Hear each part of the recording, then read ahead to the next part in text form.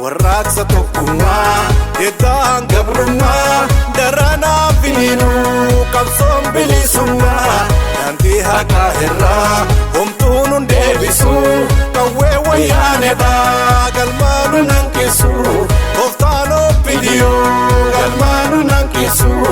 Warraaqsa tokkummaa eeddaan gabrummaa daranaa finiinuu qabsoon bilisummaa daandii haqaa irraa homtuun hun deebisu qawwee wayyaaneedhaa galmaanu nanqisu tooftaan obbidiyoo galmaanu nanqisu.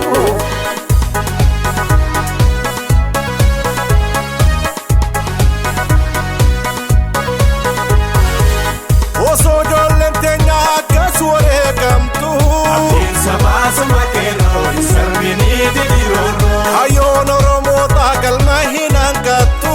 Abdiin sabaa suma keeroo hin sarbinii diriiroo. Qabsaayanni kufaa qabsoon itti gufaa Abdiin sabaa suma keeroo hin sarbinii diriiroo. guyyaan injifannoo hin hafu ni dhufa. Abdiin sabaa suma keeroo hin sarbinii diriiroo. Dinsa baasuma qeeroo hin sarminii didirooroo. Abdiin sabaa suma keeroo hin sarbinii diriiroo.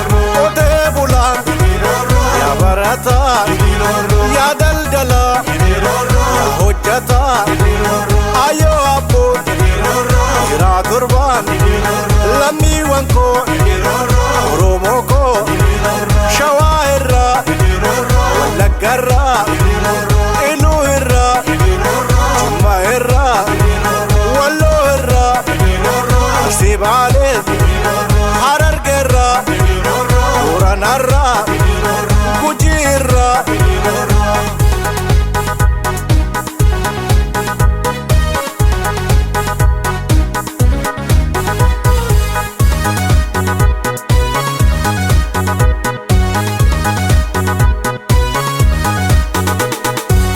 Warraaqsa tokkummaa eeddaan gabrummaa daranaa finiinuu qabsoon bilisummaa daandii haqaa irraa homtuun hun deebisu qawwee wayyaaneedhaa galmaanu nanqisu tooftaan obbidiyoo galmaanu nanqisu.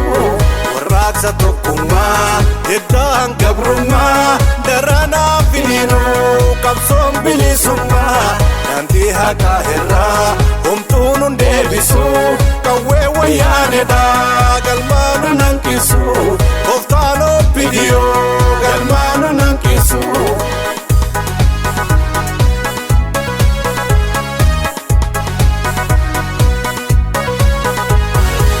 Raadiyoon gantuudhaa ergamtuu wayyaanee Abdiin sabaa suma keeroo hin sarbinii diriiroo. gamtaanaa buqqisnuudhaa banuuf hin taane. Abdiin sabaa suma keeroo hin sarbinii diriiroo. Adii gamuu dallaa diinni nuuf ijaare. Abdiin sabaa suma keeroo hin sarbinii diriiroo. Tooftaa gabrummaatii dubbiin tokko shanee. Abdiin sabaa suma keeroo hin sarbinii diriiroo. Dinsa baasuma qeeroo hin sarminii didirooroo. Abdiin sabaa suma keeroo hin sarbinii diriiroo.